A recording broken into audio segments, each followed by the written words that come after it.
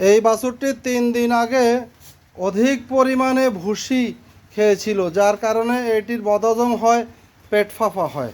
তো এটিকে ডাক্তার ওষুধ লিখে দিয়েছিল রেনেটা কোম্পানির রেনাকোল এবং ববি কেয়ার 125 গ্রামের প্যাকেট।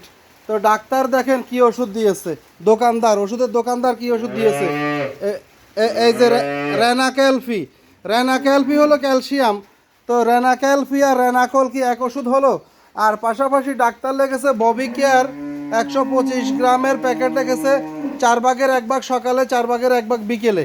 তো এরা কি ডাক্তার দিয়েছে ধরেন 125 গ্রাম না দিয়ে 30 গ্রামের প্যাকেট দিয়েছে, 30 গ্রাম।